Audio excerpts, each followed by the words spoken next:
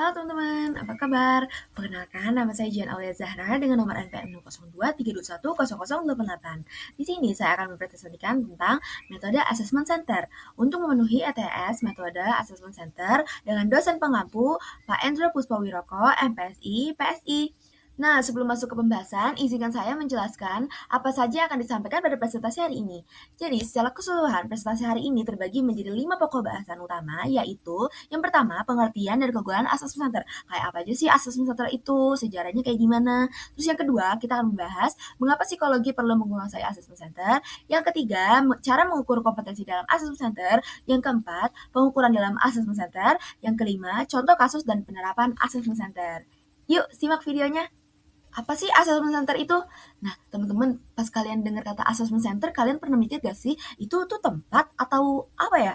Nah, soalnya aku juga pertama kayak gitu, tapi ternyata bukan ya teman-teman. Jadi, assessment center itu adalah suatu metode untuk memprediksi perilaku melalui beberapa simulasi oleh beberapa penilai, guna mengukur kemampuan seseorang dalam menangani tanggung jawab di masa yang mendatang. Nah, jadi intinya, assessment center itu sebuah proses evaluasi yang komprehensif, bukan sebuah lokasi. Terus, assessment center ini juga ada sejarahnya. Nah, assessment center itu pertama kali dikenal luas di Amerika Serikat setelah Perang Dunia Kedua. Pada tahun 1940-an, assessment center digunakan militer Amerika Serikat (OSS) untuk seleksi agen intelijen. Nah, pada tahun 1956, Douglas Webrey meminta merintis di AT&T Management Progress Study. Pada tahun 1965, Standard Oil Ohio jadi perusahaan pertama yang mengadopsi assessment center. Nah, yang tahun 1975, lebih dari 1.000 organisasi di Amerika Serikat telah menggunakan assessment center. Nah, apa sih yang membuat assessment center itu beda dari metode penilaian biasa? Jadi, assessment center punya dua prinsip utama, yaitu multi-tools dan multi-data. Multi-tools itu adalah menggunakan terlebih dari satu jenis alat ukur atau simulasi. Tidak ada satu alat yang cukup menggambarkan kompetensi seseorang secara menyeluruh. Jadi, assessment center itu tidak hanya menggunakan satu jenis alat ukur aja, teman-teman. Ia menggabungkan beberapa metode sekaligus. Nah, karena tidak ada satupun alat ukur yang cukup untuk menggambarkan kompetensi seseorang secara utuh dan menyeluruh. Nah, kalau kedua itu multilater. Multilater itu melibatkan lebih dari suatu asesor terlatih untuk meminimalkan bias dan menghasilkan penelitian yang objektif. Artinya, penilaian tidak dilakukan oleh satu orang atau lebih, melainkan beberapa asesor terlatih secara bersamaan. Tujuannya itu untuk meminimalkan bias subjektif dan memastikan penilaian yang lebih objektif dan dapat dipertanggungjawabkan. Jadi kedua prinsip ini yang buat assessment center menjadi metode prediksi kompetensi yang paling valid dibandingkan metode seleksi lainnya. Nah, setelah kita memahami apa itu assessment center, sekarang pertanyaannya adalah, untuk apa sih assessment center digunakan? Jadi, dalam praktiknya di dunia industri dan organisasi, assessment center itu memiliki tiga kegunaan utama. Yang pertama, itu ada seleksi karyawan. Jadi, untuk memilih kandidat terbaik di posisi baru berdasarkan bukti perilaku nyata, bukan sekedar CV atau wawancara biasa. Nah, dengan assessment center ini, keputusan seleksi tidak hanya didasarkan pada CV saja atau wawancara biasa, tapi perilaku nyata yang ditampilkan pada kandidat pada saat simulasi. Nah, yang kedua ada mapping atau profiling, yaitu memetakan kekuatan dan kebutuhan pengembangan karyawan, dasar pembuatan Individual Development Plan atau IDP. Nah, assessment center ini tidak digunakan untuk mengeliminasi siapapun, melainkan untuk memetakan kekuatan di area pengembangan karyawan yang sudah ada. Hasilnya digunakan sebagai dasar pembuatan Individual Development Plan atau IDP, yaitu rencana pengembangan spesifik yang terukur untuk setiap individu. Lalu yang ketiga itu untuk seleksi promosi jabatan, yaitu menilai apakah seseorang karyawan sudah siap untuk naik ke jabatan yang satu lebih tingkat di atasnya. Itu sangat penting teman-teman, karena kemampuan seseorang dalam posisi sekarang tidak selalu mencerminkan kesiapannya untuk jabatan yang lebih tinggi. Nah, sekarang kenapa sih calon sarjana psikologi itu perlu menguasai assessment center? Jadi ada tiga alasan utama. Yang pertama, untuk keahlian inti di bidang human capital. Sebagian besar sarjana psikologi bekerja di SC atau HR. SC ini adalah satu keahlian yang paling dibutuhkan di bidang ini. Nah, sebagian besar lulusan psikologi itu bekerja di bidang HC atau HR. Nah, di bidang ini kemampuan melakukan asesmen kompetensi adalah salah satu keahlian yang paling dicari oleh perusahaan-perusahaan besar ya teman-teman, seperti BUMN, terus lembaga pemerintah, terus konsultan SDM secara aktif mencari tenaga yang kompeten di bidang ini. Terus yang kedua, nilai tambah kompetitif, memberi keunggulan dibandingkan lulusan bidang lain yang juga masuk ke dunia human capital. Alasan kedua ini, soalnya saat ini di bidang human capital itu tidak lagi mencari lulusan psikologi saja, banyak lulusan manajemen, komunikasi, bahkan teknik yang masuk ke ranah ini. Dengan menguasai assessment center atau SI ini, kita memiliki keunggulan yang sulit ditandingi oleh lulusan lain, karena kita memiliki pemahaman mendalam tentang perilaku manusia, karena kita psikologi, sekaligus kemampuan teknis dalam pengukuran kompetensi. Terus yang ketiga, itu ada fondasi sertifikasi asesor. Pemahaman dasar AC sangat penting sebelum mengikuti pelatihan dan sertifikasi resmi asesor. Jadi di Indonesia maupun di tingkat internasional terdapat sertifikasi resmi bagi para asesor. Tanpa pemahaman dasar yang kuat, proses sertifikasi akan jauh lebih sulit. Nah, jadi mempelajari assessment center ini di bangku kuliah adalah investasi jangka panjang yang sangat berharga. Sekarang kita masuk ke inti dari assessment center, yaitu kompetensi dan bagaimana cara mengukurnya. Pertama-tama, apa itu kompetensi? Nah, kompetensi adalah karakteristik individu yang dapat diamati, observable, melalui perilaku nyata dapat diukur, measurable, secara objektif, serta terbukti berkaitan langsung dengan efektivitas kerja. Nah, kata kunci di sini adalah ada dua, observable dan measurable. Observable itu bisa diamati, measurable bisa diukur. Yang membedakan kompetensi dari sifat kepribadian biasa, bahwa kompetensi itu harus tampak dalam perilaku yang bisa dilihat dan didengar. Kita tidak bisa melihat seseorang hanya karena dari kesan atau perasaan yang kita terhadapnya. Kita harus melihat bukti perilaku nyata yang ia tampilkan. Nah, dan inilah yang menjadi prinsip dasar assessment center, yaitu past behavior is the best predictor of future performance. Jadi perilaku seseorang di masa lalu adalah prediktor terbaik untuk memprediksi bagaimana ia akan berperilaku di masa depan.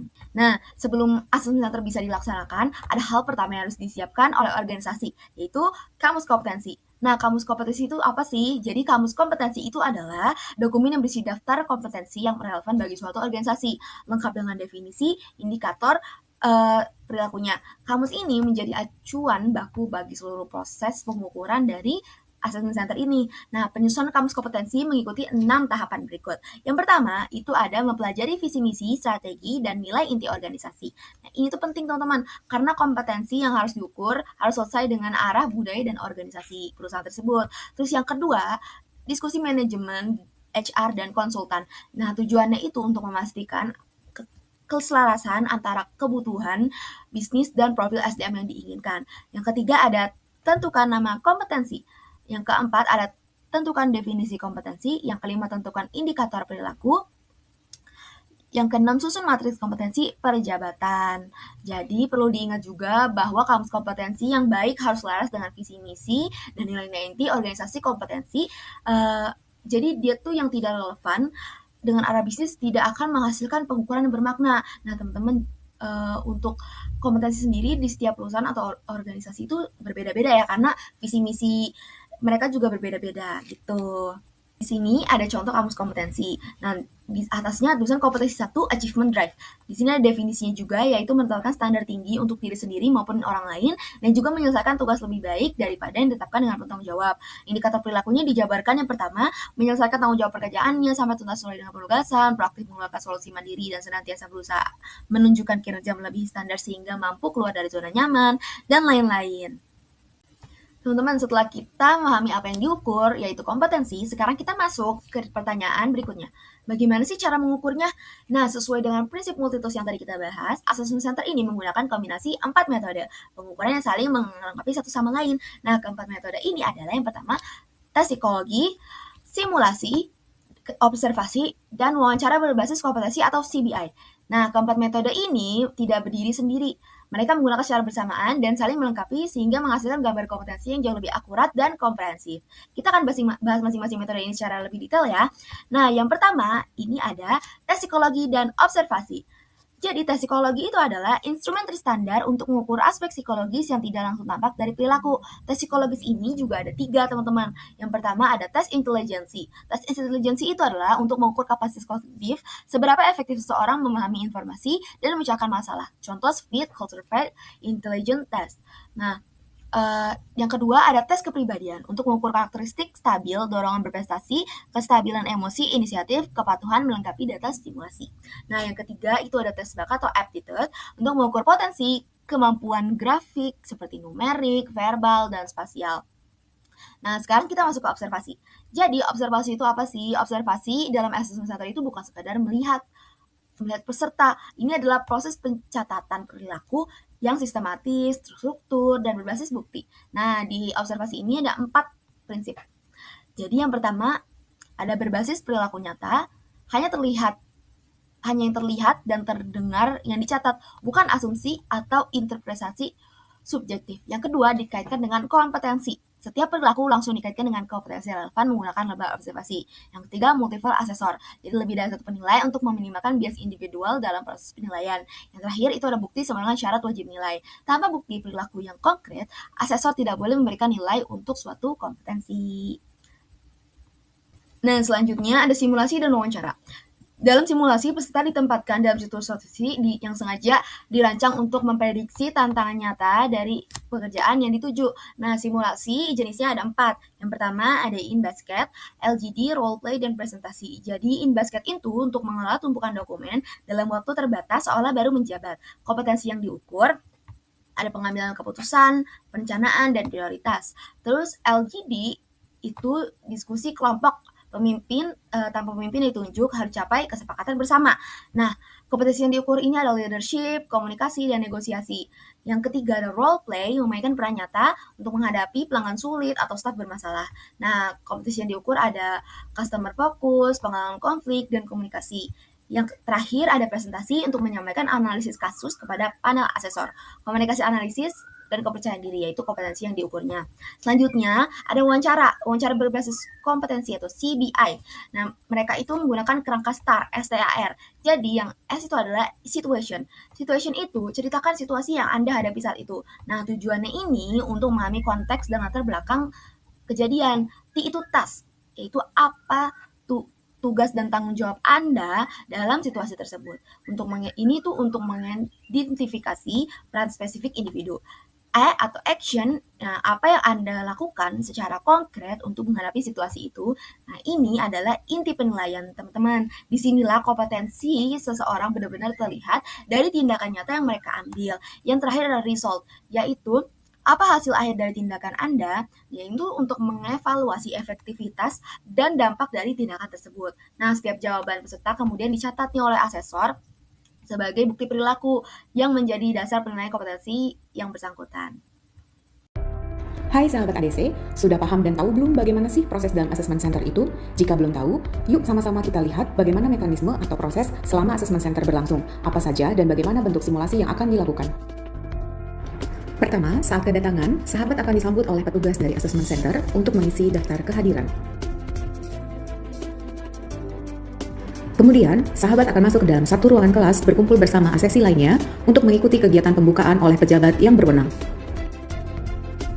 Sebelum kegiatan dimulai, sahabat wajib men-silent atau menonaktifkan handphone dan hanya diperkenankan membawa satu alat tulis saja. Sahabat juga akan dipersilakan untuk ke kamar kecil terlebih dahulu sebelum kegiatan dimulai. Para peserta eligible eselon 4 meter selamat datang di gedung Avion. Ya, jadi rekan-rekan semua di sini akan melaksanakan kegiatan assessment center untuk penilaian kompetensi. Tujuan dari kegiatan ini adalah untuk menilai kompetensi Bapak Ibu sekalian dan hasilnya akan menjadi pertimbangan pimpinan dalam mengambil keputusan terkait promosi jabatan. Dari ruang tunggu, sahabat akan diarahkan menuju ruang CAT untuk melakukan pengambilan data potensi. Pengambilan data potensi ini dilakukan melalui tes psikologi yang mengukur beberapa aspek antara lain inteligensi, kepribadian, dan sikap kerja melalui pengisian tes berbasis komputer atau CAT.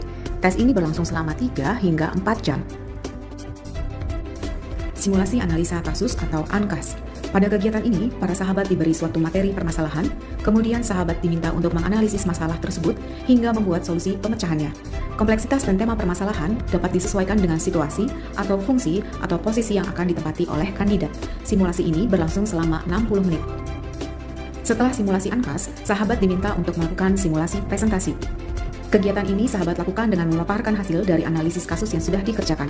Simulasi ini berlangsung selama 30 hingga 45 menit. Simulasi in-basket exercise atau biasa disebut sebagai IBE merupakan simulasi dalam pengukuran kompetensi di mana sahabat akan dihadapkan dengan tugas-tugas yang seperti atau biasa dilakukan pada situasi kerja. Simulasi ini bertujuan untuk menetapkan prioritas yang tepat, mendelegasikan kepada orang yang tepat, mengambil tindakan yang diperlukan, serta membuat rencana ke depan dengan tetap memperhatikan berbagai informasi yang berkaitan. Pengerjaan simulasi ini biasanya dilakukan dalam waktu 60 hingga 90 menit. Setelah pengambilan data IBE, sahabat akan diminta konfirmasi oleh asesor berkaitan dengan jawaban yang sudah diberikan melalui inquiry.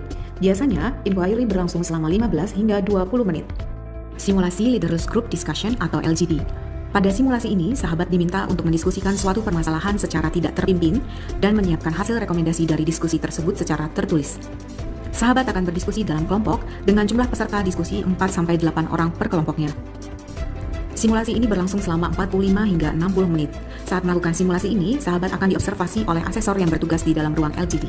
Sesi terakhir dari seluruh rangkaian simulasi dalam Assessment Center adalah sesi wawancara. Sahabat akan diarahkan oleh administrator untuk masuk ke dalam ruangan wawancara. Wawancara akan dilakukan oleh asesor yang berpengalaman.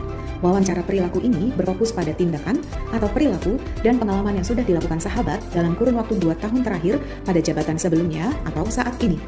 Setelah rangkaian kegiatan Assessment Center selesai, sahabat akan diarahkan kembali ke ruang tunggu oleh asesor yang bertugas. Kegiatan akan ditutup oleh administrator dengan tambahan informasi terkait pemberian feedback yang akan dilaksanakan setelah 30 hari dari pengambilan data. Dan selanjutnya ada contoh kasus teman-teman. Di sini ada 2 contoh kasus. Yang pertama, seleksi manajer area. Situasinya PT Maju Bersama butuh 15 manajer area dari 80 kandidat internal yang tersedia. Bayangkan, sebuah perusahaan retail yang sedang berkembang pesat dan membutuhkan 15 manajer area baru untuk mengolah gerai-gerai di berbagai wilayah. Dari database internal itu, terdapat 80 kandidat potensial yang terdiri dari supervisor senior dan asisten manajer berpengalaman. Tapi masalahnya, manajemen tidak memiliki cara objektif untuk memilih 15 orang terbaik dari 80 kandidat tersebut. Penilaian dari atasan langsung rentan bias kan? Nah, dan yang lebih penting itu, kompetensi kepemimpinan dan pengambilan keputusan strategis itu dibutuhkan seorang manajer area tidak bisa terdeteksi hanya dari rekam jejak kinerja operasional sehari-hari mereka. Nah, maka dari itu perusahaan memutuskan untuk menggunakan assessment center. Jadi prosesnya itu dimulai dari tes psikologi, terus dilanjutkan dengan in-basket, LGD, role play, dan diakhiri dengan CBI mendalam. Seluruh hasil kemudian diintegrasikan oleh tim asesor dalam sebuah sesi diskusi dan menghasilkan laporan rekomendasi final untuk setiap kandidat. Lalu hasilnya, keputusan penempatan 15 manajer area didasarkan pada bukti perilaku nyata yang didokumentasi, bukan pada kesan atau preferensi personal. Nah, setiap keputusan bisa dijelaskan secara transparan dan dapat dipertanggungjawabkan. Terus yang kedua, itu ada Development Assessment Center BUMN. Nah, sekarang bayangkan situasi yang berbeda nih. Sebuah BUMN besar ingin menyiapkan program seleksi suksesi kepemimpinan untuk 5 tahun ke depan. Mereka perlu mengidentifikasi siapa aja di antara 500 karyawan level staff, senior, dan supervisor yang berpotensi menjadi pemimpin di masa depan. Tapi masalahnya, selama ini penilaian hanya berdasarkan kesan atasan, berarti informal. Akibatnya, banyak karyawan berbakat yang tidak terlihat karena mereka tidak terlalu menonjolkan diri. Di sisi lain, beberapa karyawan populer secara sosial ternyata tidak memiliki kompetensi kepemimpinan yang memadai. Nah, maka perusahaan menerapkan Development Assessment Center dengan pendekatan yang berbeda dari seleksi biasa. Tujuannya bukan untuk mengeliminasi siapapun, melainkan untuk memetakan kekuatan dan kebutuhan pengembangan setiap individu secara objektif. Nah, hasilnya itu, dari 500 karyawan yang menjalani proses, 87 orang berhasil diidentifikasi sebagai talent pool berdasarkan data yang objektif, termasuk beberapa individu selama ini kurang dikenal, namun ternyata memiliki profil kompetensi yang sangat baik. Nah, seluruh peserta baik yang masuk talent pool maupun yang belum mendapatkan Individual Development Plan atau IDP yang spesifik sesuai kondisi mereka masing-masing. Karena sekali lagi, Development Assessment Center itu bukan untuk proses penghukuman, melainkan proses identifikasi dan pengembangan potensi. Nah, setelah kita bahas mengenai Assessment Center, di sini ada satu formula sederhana yang merangkum esensi dari Assessment Center ini. Jadi, multi-tools plus multi-data plus behavior-based plus job-related sama dengan Assessment Center yang valid dan reliable. Jadi, lalu apakah yang kita bisa dapat dari presentasi ini? Yang pertama, keunggulan komparatif. Jadi, keunggulan komparatif yang nyata dalam bidang Assessment Center. Pemahaman kita tentang perilaku manusia adalah fondasi yang tidak dimiliki oleh lulusan dari bidang lain loh. Yang kedua, itu peluang karirnya luas. Mulai dari menjadi asesor, HR specialist, hingga konsultan SDM yang profesional. Yang terakhir, itu ada fondasi sertifikasi. Jadi, dengan dasar assessment center yang kuat yang kita pelajari hari ini, itu adalah fondasi kokoh melalui sertifikasi asesor di masa depan. Investasi nyata untuk karir kita. Demikian presentasi yang bisa saya sampaikan. Mohon maaf bila ada kesalahan dan kekurangan kata. Terima kasih sudah menyaksikan. Dadah!